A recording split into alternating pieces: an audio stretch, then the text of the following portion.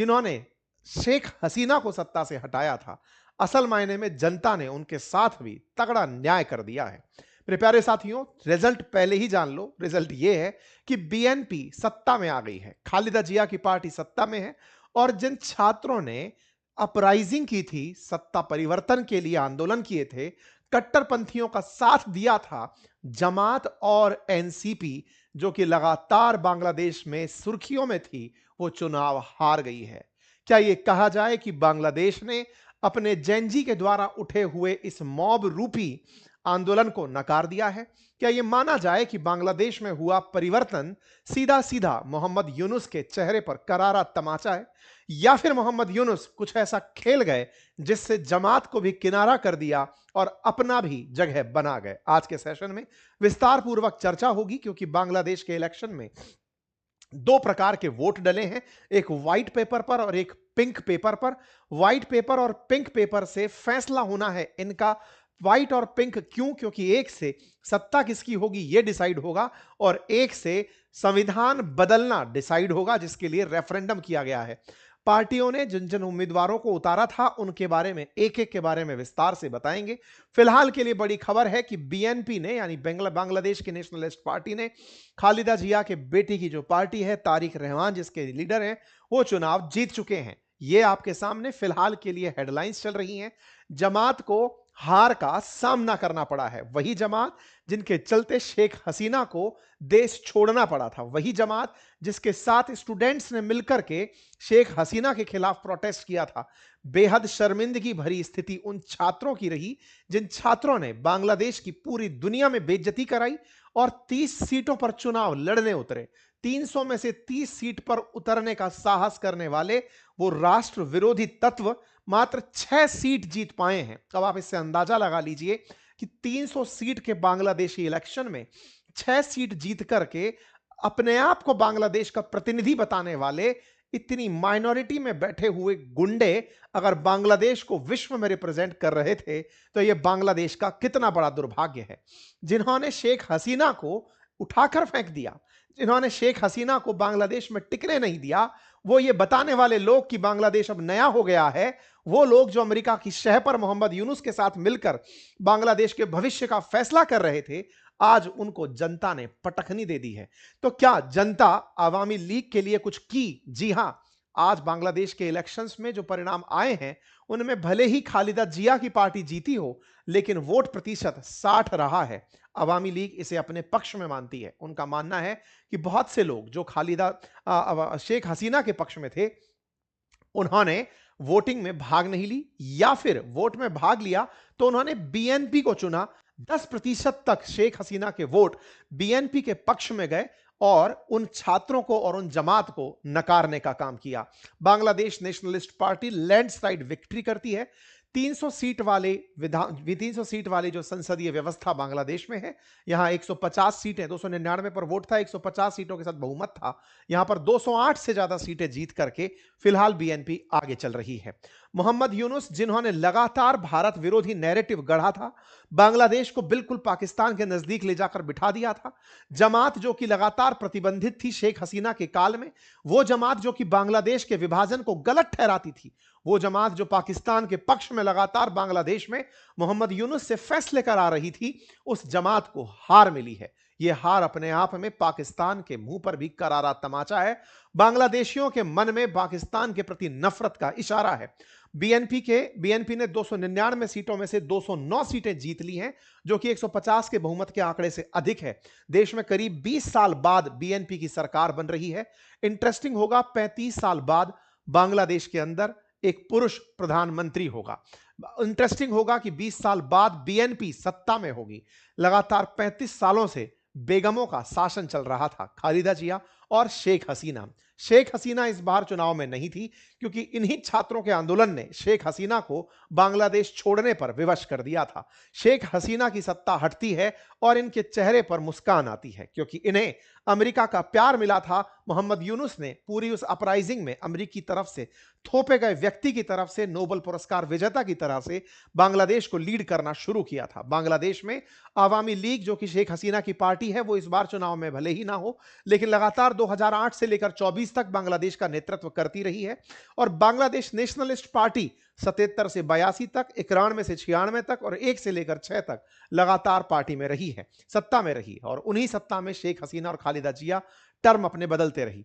पिछले बार 2024 के इलेक्शन में बीएनपी ने शेख हसीना के चुनावों का विरोध करते हुए इलेक्शन में पार्टिसिपेट करने से इनकार कर दिया था, इसलिए शेख हसीना बहुमत से आई थी और यही कारण था कि इस चुनाव को, जिसमें बीएनपी ने पार्टिसिपेट नहीं किया था, इसे दुनिया भर से कई जगह खारिज भी किया गया था।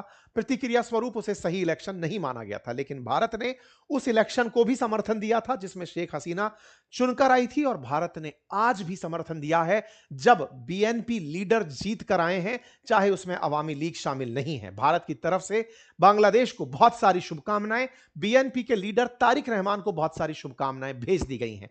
तो क्या तारिक रहमान अब भारत के पक्ष में फैसले लेंगे या पाकिस्तान के पक्ष में, या फिर ये चाइना की तरफ चलेंगे या अमेरिका इन्हें डायरेक्ट करेगा, यह जानना अत्यधिक जरूरी है, क्योंकि 17 साल बाद ये बांग्लादेश आए थे। इन पर तमाम चार्जेस लगे थे, शेख हसीना द्वारा इन पर आरोप था। शेख हसीना के चार्जेस जब इन पर थे तो ये छोड़ करके विदेश चले गए थे, लेकिन जब शेख हसीना भारत आई और इनकी मां की तबीयत बिगड़ने लगी तो पिछले साल दिसंबर में ये वापस लौटते हैं।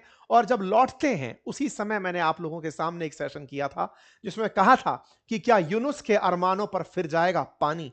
ऐसा इसलिए क्योंकि पूरी जनता जो शेख हसीना के खिलाफ थी, जिसको लेकर के मोहम्मद यूनुस सोच रहे थे कि वो जमात और छात्रों के लीडर बनते हुए, एनसीपी के लीडर बनते हुए राष्ट्र को चला लेंगे, वो ही अब माइनॉरिटी में होने लगे थे। जनता ने पूरी तरह से स्वागत किया था तारिक रहमान का, क्योंकि दुनिया ने यह तय, बांग्लादेश ने यह तय किया था कि भले ही अब आवामी लीग नहीं है, लेकिन एक अनुभवी पार्टी सत्ता में रहे तो वो बांग्लादेश का सही विकल्प होगी। क्योंकि तारिक रहमान बांग्लादेश में पहले भी सत्ता के बहुत नजदीक रह चुके हैं, अपनी मां के साथ सत्ता को संचालित कर चुके हैं। ऐसे में जमात के साथ जाना बांग्लादेशियों ने नहीं स्वीकारा। बांग्लादेश में जमात को भले ही मोहम्मद यूनुस का समर्थन हो, छात्रों को मोहम्मद यूनुस का समर्थन हो, लेकिन जनता ने उन्हें ना स्वीकारते हुए यह कहा कि वो जमात जो बांग्लादेश के बनने को अस्वीकार करती है, वो जमात जो पाकिस्तान के साथ मिलकर बांग्लादेश के निर्माण के समय बांग्लादेशी चाहत रखने वालों को मरवाती है, उस जमात को हम अपने देश का भविष्य नहीं सौंप सकते। वो छात्र जो किसी के बहकावे में आकर के देश को बदनाम करने निकल पड़ते हैं, उन छात्रों को लीडरशिप बांग्लादेश की जनता नहीं देती। रिजल्ट है और रिजल्ट में जनता के बीच की खुशी जब उन्हें मौका दिया गया 300 सीटों पर मतदान करने का। बांग्लादेश में कुल 350 सीटों पर बांग्लादेश की संसद में वोट होते हैं, जिनमें से 50 सीटें महिलाओं के लिए रिजर्व हैं। जो पार्टी 300 में से बहुमत लेकर आती है, उसी पार्टी को ये 50 सीटें उसी अनुपात में दे दी जाती हैं। ऐसे में अब चूंकि 209 सीट तक बीएनपी लेकर आ चुकी है, तो लगभग 2/3 सीट उनके पास हैं। ऐसे में इसमें से भी लगभग 24 से अधिक सीटें उनको दे दी जाएंगी और 40 से अधिक सीटें उनको लगभग इसके अंदर दे दी जाएंगी। ठीक है ना। तो कुल मिलाकर के 35 से 40 के आसपास सीटें महिलाओं के केस में बीएनपी को इस वाले पोर्शन में से जो रिजर्व है उसके अंदर से बांट दी जाएंगी। फिर वो अपनी मर्जी से महिलाओं को संसद के अंदर रिप्रेजेंटेटिव बनाते हुए बिठा सकेंगे। साथियों, यहां पर 150 सीटें ही निर्धारक होती हैं। इसमें से 209 सीट जीत करके बीएनपी ने अपनी एक लैंडस्लाइड विक्ट्री जाहिर कर दी है। 1991 उम्मीदवारों में से 209 उम्मीदवार अपने जिताकर ले आना बीएनपी के लिए एक बड़ी उपलब्धि करार किया जा रहा है। यहां पर ध्यान देने वाली बात यह है कि जमात के लीडर शफीकुल रहमान बड़ी मुश्किल से अपने आप को जिता पाए, और तो और जो छात्र नेता थे नाहिद इस्लाम, जिन्हें पूरी बांग्लादेश का चेहरा समझा जा रहा था, नए बांग्लादेश का चेहरा, वो बमुश्किल 2000 वोटों से अपनी सीट को निकाल पाए हैं। और इनका जो टक्कर चल रही थी वो टक्कर बीएनपी के नेता से थी। मात्र 2000 वोट से अपनी सीट को जिताने वाले नाहिद इस्लाम को ये जीत हार से भी बुरी लगनी चाहिए। खैर, बांग्लादेश में कुछ हो ना हो, पूरे देश को हाशिए पर बिठाने वाले नेता तो बन ही गए हैं। फिलहाल चाहे 6 ही सीट क्यों ना हो, लेकिन बांग्लादेश की संसद में इन्हें सीट तो मिल ही गई है। लेकिन ऐसे नेता जो पूरे देश को अंतर्राष्ट्रीय स्तर पर हास्य का पार्ट बना दें, ऐसे नेता जो बांग्लादेश को तरक्की में पीछे ले जाएं, उन्हें बांग्लादेशी किस रूप में स्वीकारेंगे, ये तो खैर आने वाला समय बताएगा। जहां तक बात हो शफीकुर रहमान की, वो कट्टरपंथी व्यक्ति जो कि फिलहाल चुनाव में उतरते हुए एक हिंदू को इसलिए चुनाव में उतारा ताकि इनके ऊपर कट्टरपंथ का दाग थोड़ा कम लगे। इन्होंने जिस कृष्णानंदी को चुनाव में उतारा था, वो चुनाव हार भी गए हैं। बांग्लादेश में चुनावों को होता देखने के लिए अंतर्राष्ट्रीय स्तर पर बहुत सारे ऑब्जर्वर्स आए थे, दुनिया भर के ऑब्जर्वर्स यहां पहुंचे थे।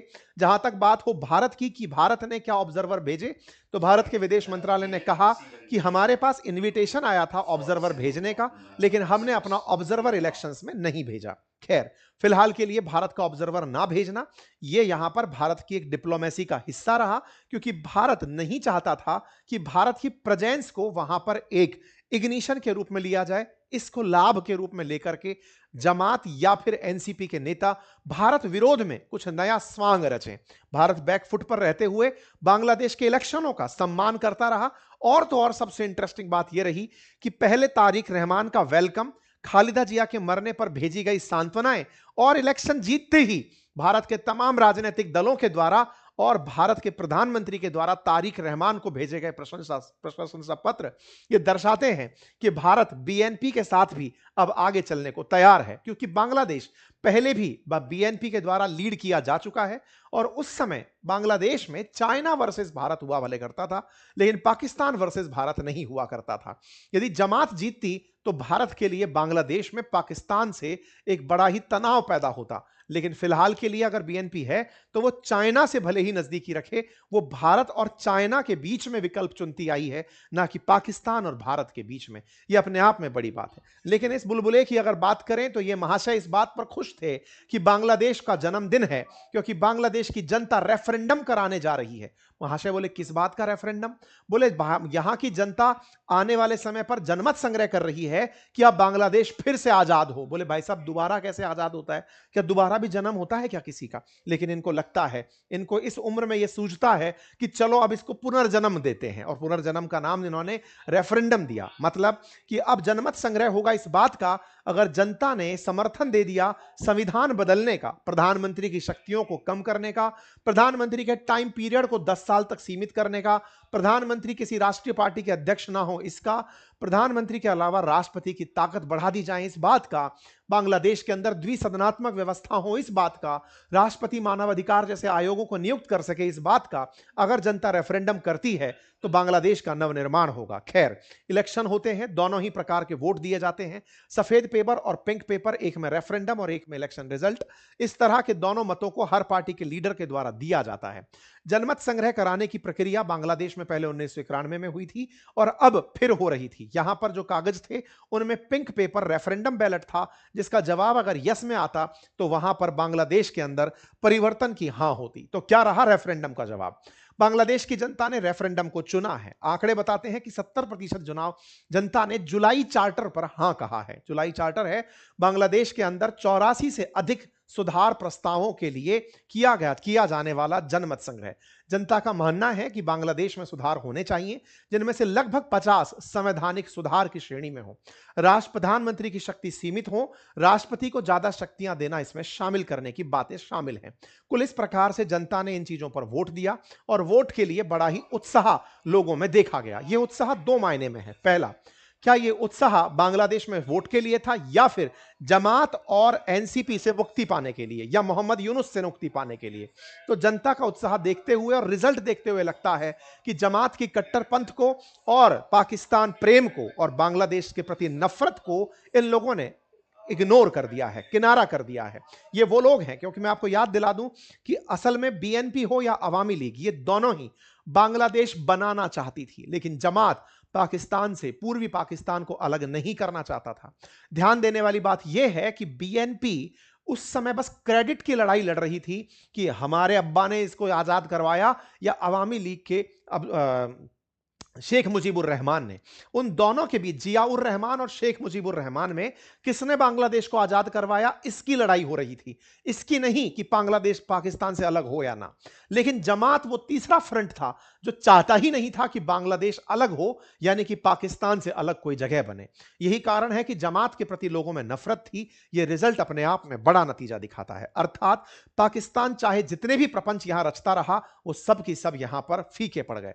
शेख हसीना की जो कॉन्स्टिट्यूएंसी थी, वहां पर वोट प्रतिशत कम रहा और लोगों ने अपनी तरफ से गुस्सा जाहिर करते हुए जिस बैलेट पेपर पर वो बोट का निशान नहीं था, असल में शेख हसीना का चुनाव चिन्ह है नाव, बोट, जिसका निशान नहीं था, वहां लोगों ने नो वोट और नो बोट लिख दिया कि अगर वोट नहीं तो हम वोट नहीं देंगे, और खुद से इलेक्शन के उस पेपर पर ही इन लोगों ने अपना चुनाव चिन्ह बनाकर साइन मार दिया। खैर, यहां पर कुछ ऐसी बातें भी निकल कर आई जिससे पता चला कि बांग्लादेश में बड़ी संख्या में वोटों में धांधली हुई है। वोटों की धांधली और खाली पड़े मत स्टेशन सुर्खियों में हैं।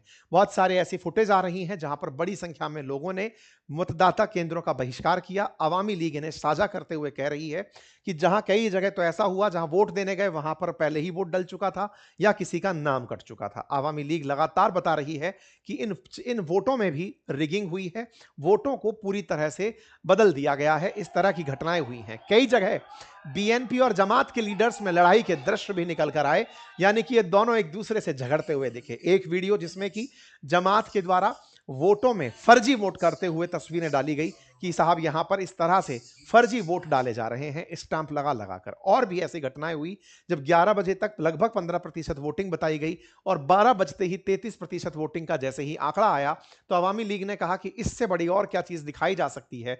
यह बात शेख हसीना ने अपने पत्र 12 फरवरी में जारी करते हुए लोगों का धन्यवाद देते हुए भारत से जारी करते हुए कहा कि आप सभी लोगों ने जो वोट दिया ये राष्ट्र निर्माण के लिए तो नहीं लग रहा।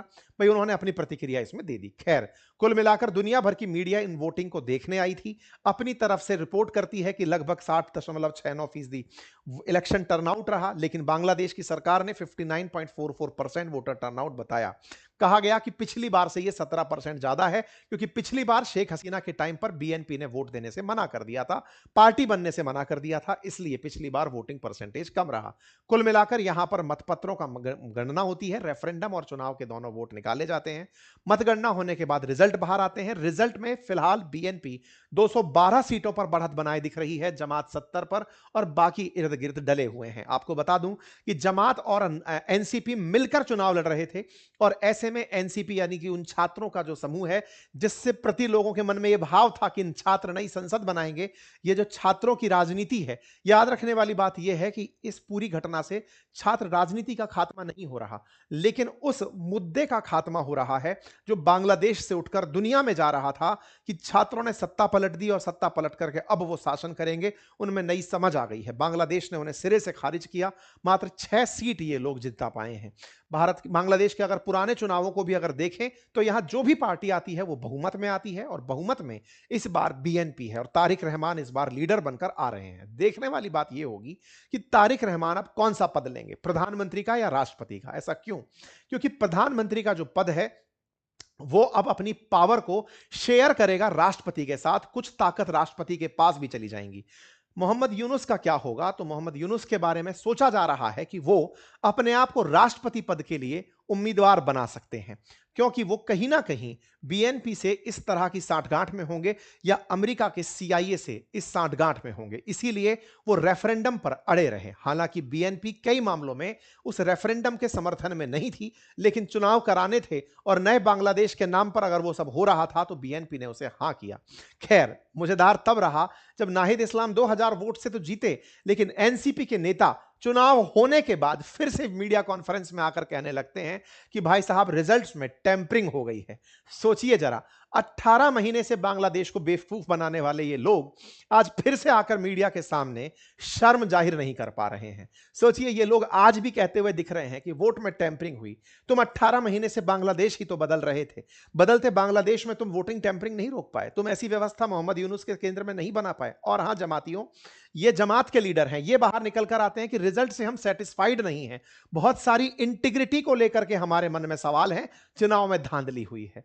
शर्म करके डूब डूब जाना चाहिए ऐसे लोगों को। ये वो लोग हैं जो बांग्लादेश को ये राह दिखाने निकले थे कि बांग्लादेश अब नया बनेगा। शेख मुजीबुर रहमान की तस्वीरों को तोड़ा गया, मूर्तियों को खंडित किया गया, इनकी बांग्लादेश की अस्मिता, इवन बांग्लादेश के निर्माण में उठे हुए उन सभी बुनियादी इमारतों को छन्न भन्न कर दिया। ये लोग आज फिर से इंटीग्रिटी पर सवाल उठा करके आ गए हैं। कई बार कहते हैं कि लोगों को विरोध करने का इतना आदत हो जाता है कि वो विरोध ही करना सीख पाते हैं, नेतृत्व करना नहीं। वही इन लोगों के साथ हो रहा है। विरोध करते करते आज भी विरोध यही रह गए, हार नहीं पचा पाए। खैर, फिलहाल के लिए तारिक रहमान एक मजबूत नेता के रूप में बाहर निकल कर आते हैं। बीएनपी अपनी तरफ से बोलती है कि हम सरकार बनाने जा रहे हैं। पहली 1988 में पहले कोई पुरुष प्रधानमंत्री हुआ था जफर अहमद के नाम से। अब 35 साल बाद कोई पुरुष प्रधानमंत्री बनता हुआ दिख रहा है तारिक रहमान के रूप में, और भारत के प्रधानमंत्री के द्वारा उन्हें कांग्रेचुलेट किया गया है। इस मामले को गहराई से समझिएगा। भारत ने बीएनपी के चुनाव को मान लिया है। भारत ने बांग्लादेश में हुए इलेक्शन में बीएनपी को लीडर मान लिया है। अर्थात समझिए कि भारत अवामी लीग के बिना हुए चुनाव को भी खुशी से स्वीकार लिया है। ऐसे में बांग्लादेश में तारिक रहमान को इंडिया इन बांग्लादेश द्वारा भी कांग्रेचुलेट किया गया। इतना ही नहीं, हमारे जो सीमावर्ती राज्य हैं, ममता बनर्जी, उन्होंने भी बांग्लादेश को बहुत सारी शुभकामनाएं भेजी। मल्लिकार्जुन खड़गे जी ने कांग्रेस की तरफ से उन्हें बहुत सारी शुभकामनाएं भेजी। पाकिस्तान से भी शुभकामनाएं आई, लेकिन उनका अब क्या मीनिंग है वो आप लोग समझ ही गए होंगे। अमेरिका की संभावनाओं को अभी भी आप इग्नोर नहीं कर सकते, क्योंकि मोहम्मद यूनुस अपनी तरफ से राष्ट्रपति की सांठगांठ में सीआईए की मदद से तारिक रहमान के साथ लगे हुए हो सकते हैं। फिलहाल के लिए चाइना की तरफ से भी बीएनपी को कांग्रेचुलेट आ चुका है। फिलहाल भारत को अपनी तरफ से अपने पड़ोस में कट्टरपंथियों की भीड़ कम होती दिख रही है, क्योंकि कहीं ना कहीं बीएनपी अपने आप को भारत के साथ रिश्ते दोबारा से बहाल करने के रूप में पेश की है। मतलब इनका पूरी तरह से पत्ता साफ हो चुका है, और इन्हें अपने साथ में जो ये हरकतें इन्होंने की थी पाकिस्तान प्रेम की और भारत विरोध की, ये इन्हें महंगी पड़ी और यही इनके साथ सबसे बड़ी दिक्कत बनकर आई। बात करें बांग्लादेश के संविधान में बड़े परिवर्तन की, तो देखना होगा रेफरेंडम 270 दिनों में करवाकर नतीजे लाना है। नया संविधान सभा की तरह वर्तमान संसद को काम करना है। 2 सदनात्मक व्यवस्था लेकर आनी है। क्या बीएनपी उन सारे रेफरेंडम से प्राप्त नतीजों को मानती है, यह बीएनपी पर निर्भर करेगा। विदेशी मीडिया लगातार इसको कवर कर रही है। तारिक रहमान को बीएनपी की जीत पर बधाई दी जा रही है। मीडिया में तारिक रहमान अपने आप में एक बड़ी खबर फिलहाल बनकर दुनिया के सामने आ चुके हैं। कुल मिलाकर के बांग्लादेश में अब क्या होगा, इसको अगर एक लाइन में बताऊं तो बीएनपी लीडर तारिक रहमान ने टाइम मैगजीन को दिए अपने इंटरव्यू में कहा कि मेरे 4 बड़े मुद्दे हैं। पहला, देश को हील करना है, बहुत नुकसान हो चुका है। दूसरा, मैं इकोनॉमी को ठीक करूंगा, और साथ में इंडिया के साथ और यूएस के साथ अपने रिश्तों को सुधारूंगा, और साथ ही साथ जो ये अपराइजिंग इस्लामिस्ट हो रही है इसको मैं पूरी तरह मैनेज करूंगा। ये जो लगातार कट्टरपंथ बढ़ रहा है इसको मैं खत्म करूंगा। कुल मिलाकर तारिक रहमान भारत में अगर पूछा जाए कि 2 बुरे लोग चुनने थे, उनमें से कौन बेहतर, तो भारत ने बीएनपी को अपनी तरफ से स्वीकार लिया है। हमारे लिए कट्टरपंथ बुरा होता, अब भारत बीएनपी के साथ अपने पुराने अनुभव इस्तेमाल करेगी और उनके साथ आगे बढ़ेगी। बीएनपी चाइना और भारत में से प्रेफरेंस देता है, भारत और पाकिस्तान में से इसका प्रेफरेंस नहीं रहा है। ऐसे में तारिक रहमान की पॉलिटिकल जो सूझबूझ है वो भारत के साथ रिश्ते सुधारने की होगी, ऐसा भारत को उम्मीद है। आप लोग इस विषय पर क्या सोचते हैं, अपनी राय जरूर कमेंट बॉक्स में दीजिए। चैनल पर नए हैं तो सब्सक्राइब कर लीजिए, अपने साथियों से इसे अवश्य साझा कीजिए।